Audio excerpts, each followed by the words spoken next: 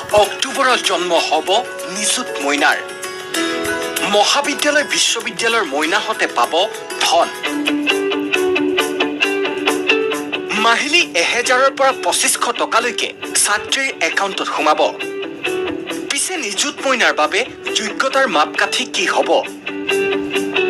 শৈক্ষিক পাঠ্যক্ৰমত অন্তৰ্ভুক্ত হ'ব যৌন শিক্ষা। অষ্টাদশী উন্নয়নৰ মুকুতামালা প্ৰাক্তন মুখ্যমন্ত্ৰী সৰ্বানন্দ সোণোৱালৰ কাৰ্যকালৰ এটা অভিলাষী পদক্ষেপ। 2017-18 বৰ্ষৰ বাজেটত অষ্টাদশী উন্নয়নৰ মুকুতামালাক দাঙি ধৰা হৈছিল। সেই প্ৰকল্পৰ অধীনত অসম চৰকাৰৰ নতুন আঁচনি নিযুত মইনা। মুখ্যমন্ত্ৰী ডক্টৰ হিমন্ত বিশ্ব শৰ্মাই বৃহস্পতিবাৰে লোকসেৱা ভৱনত উদ্বোধন কৰে নিযুত মইনা আঁচনিৰ। উচ্চতৰ মাধ্যমিক প্ৰথম বৰ্ষ, স্নাতক আৰু স্নাতকোত্তৰ প্ৰথম ষান্মাসিকৰ ছাত্ৰীৰ মাজত বৃহস্পতিবাৰৰ পৰা বিতৰণ কৰা হৈছে নিযুত মইনাৰ পত্ৰ। আৰু চৰকাৰে 10 অক্টোবৰৰ পৰা কাৰ্যকৰী কৰিব নিযুত মইনা। এতিয়া প্ৰশ্নটো হ'ল, নিযুত মইনাৰ বাবে যোগ্যতাৰ মাপকাঠি কি হ'ব? এই আঁচনিৰ সুবিধা নাপাব সেইটো হৈছে যে উচ্চতৰ মাধ্যমিক আৰু ডিগ্ৰীত বিবাহিত ছোৱালীয়ে এই আঁচনিটোৰ সুবিধা নাপাব। বাল্য বিবাহ ৰোধৰ উদ্দেশ্যেৰে নিযুত মইনা মুকলি কৰাৰ বাবে মহাবিদ্যালয় পৰ্যায়ৰ বিবাহিত শিক্ষাৰ্থীয়ে নাপাব এই আঁচনিৰ সুবিধা।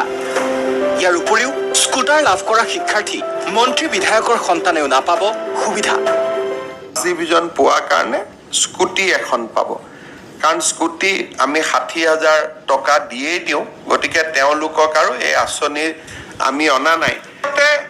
যিসকল ডেপুটেশ্যনত পঢ়ে, BEd বহুত আমাৰ শিক্ষকে ডেপুটেশ্যনত পঢ়ে, অৰ্থাৎ চৰকাৰৰ দৰমহা পাই থাকে, তেওঁলোকে এই আঁচনিটোৰ সুবিধা নাপাব। মন্ত্ৰী, সংসদ আৰু বিধানসভাৰ সদস্যসকলৰ সন্তান এই আঁচনিৰ বাবে যোগ্য বুলি বিবেচিত নহ'ব।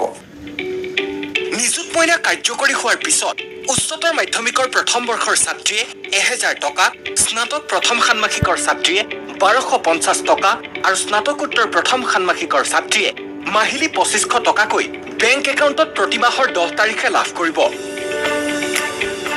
এই নিযুত মইনা আঁচনিৰ হিতাধিকাৰীৰ সংখ্যা 10 লাখ হোৱাৰ পিছত পৰ্যালোচনা কৰিব ৰাজ্য চৰকাৰে। 10 লাখ মইনাক সামৰি এই আঁচনিখন আমি ৰূপায়ণ কৰিম আৰু যেতিয়া 10 লাখ হিতাধিকাৰী হৈ যাব, তাৰ পিছত এই আঁচনিখনে কিমান প্ৰাসংগিক হ'ল, ই কেনেকুৱা ফল দেখুৱাব পাৰিলে, তাৰ ওপৰত ভিত্তি কৰি সেই সময়ত চৰকাৰে সিদ্ধান্ত ল'ব পাৰিব যে আঁচনিখন পৰৱৰ্তী দিনলৈ চলাই ৰাখিব লাগে বা ইয়াক পৰিৱৰ্তন কৰিব লাগে বা ইয়াক এটা নতুন স্বৰূপ দিব লাগে। অহা 6 তাৰিখে আমি নিযুত মইনা আঁচনিৰ ধন 6 তাৰিখৰ পৰা আমি বিতৰণৰ শুভ আৰম্ভণি কৰিম।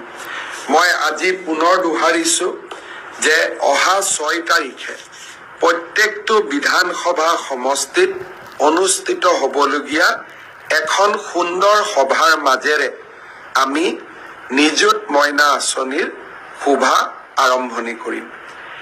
এই মাহত আমি সকলো ছাত্ৰীক একোখনকৈ ড্ৰাফ্ট দিম আৰু অহা মাহৰ পৰা অৰ্থাৎ নৱেম্বৰ মাহৰ পৰা এই ধন DBT যোগে সকলো ছাত্ৰীৰ এই আঁচনিত যোগ্য বুলি বিবেচিত হোৱা প্ৰতিগৰাকী ছাত্ৰীৰ বেংক একাউণ্টলৈ আমি ট্ৰান্সফাৰ কৰিম। আৰু কোনোবা ছাত্ৰী যদি ভুলত বাদ পৰি যায়, আপোনালোকে মোক জনাব, মই তৎকালীনভাৱে ব্যৱস্থা ল'ম। মই বিশ্বাস কৰোঁ যে উচ্চতৰ মাধ্যমিকত প্ৰথম বৰ্ষত নামভৰ্তি কৰা ছাত্ৰী, স্নাতক পৰ্যায়ত নামভৰ্তি কৰা প্ৰথম বৰ্ষৰ ছাত্ৰী আৰু বিশ্ববিদ্যালয়ত নামভৰ্তি কৰা প্ৰথম বিভাগৰ ছাত্ৰী সকলোৱে এই আঁচনিৰ হিতাধিকাৰী ৰূপে যোগ্য। কোনোবাই যদি এই আঁচনিৰ পৰা বাদ পৰিছে আমাক নিশ্চয় জনাব। অৱশ্যে সেল্ফ ফাইনেন্স কোৰ্চত পঢ়া ছাত্ৰীসকল এই আঁচনি পোৱাৰ বাবে যোগ্য হ'বনে নাই তাৰ বিষয়ে শিক্ষা বিভাগত মন্থন চলি আছে। সেইবাবে সেল্ফ ফাইনেন্সত পঢ়া ছাত্ৰীসকলক কিছু দিন অপেক্ষা কৰিবৰ বাবে মই অনুৰোধ